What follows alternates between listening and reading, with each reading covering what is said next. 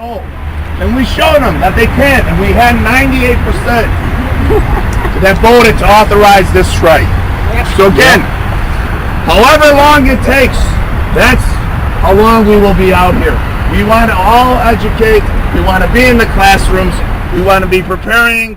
We were educated by CPS, we are educators for CPS, and we want to be proud of that. So raise your hand here. So then I turn on the radio and Rush Limbaugh's talking about it, you know. Ed Schultz is talking about it. MSNBC, they're all talking about it, and they're all focusing on how important this is. And last night they were saying that there were 3,500 protesters, slightly less than the day before, which they claim was about 4,000 or 5,000, which is impossible. Okay, absolutely impossible. But that's what they're doing, and that's why I think it's very important that we really try to get to Marshall today, because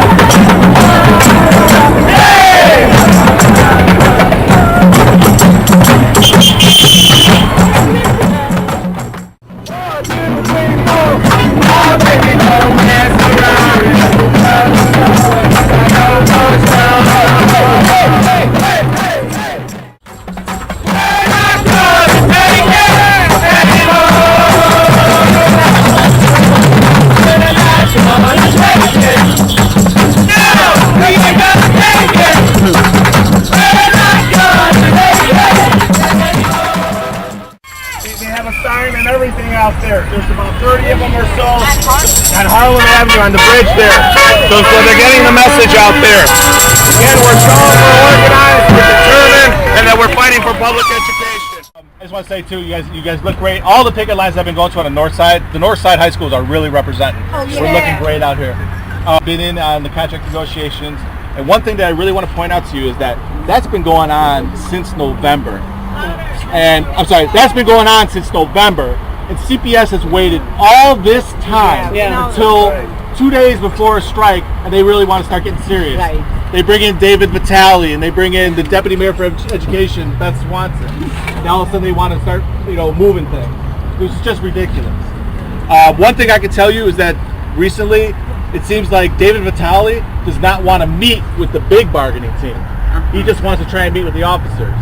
And the officers are like, okay, we'll talk to you, but you do realize there's no deal. It's not going to be just me sitting in a room signing a contract with you. It's going back to that big bargaining team. The big bargaining team is going to look at it, and then they're going to make a recommendation if there should be a House meeting to talk about the contract.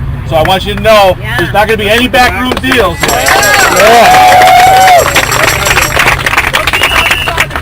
It has to be a contract that's fair for everybody. It has to be for our PSRPs, our teachers. It has to be for our veteran teachers. It has to be for our young teachers. We can't not leave anybody behind. Absolutely. We're looking looking at the big picture. This is not only CPS, but this is the labor movement. We have to stick together. We are under attack.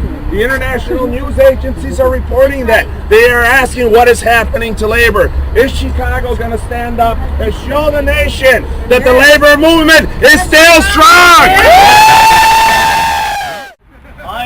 I grew up in the neighborhood. I grew up in Jefferson Park. I went to Crossing Elementary. We had a big crew from Crossing out here today.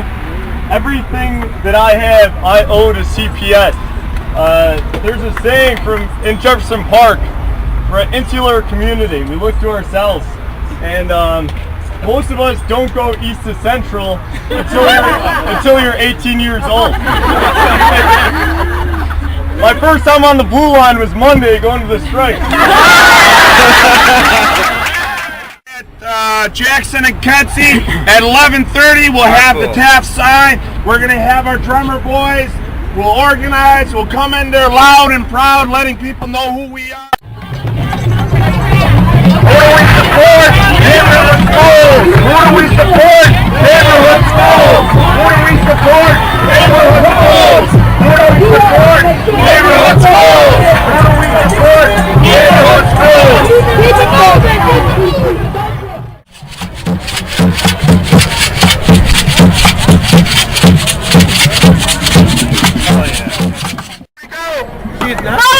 Accord, contract.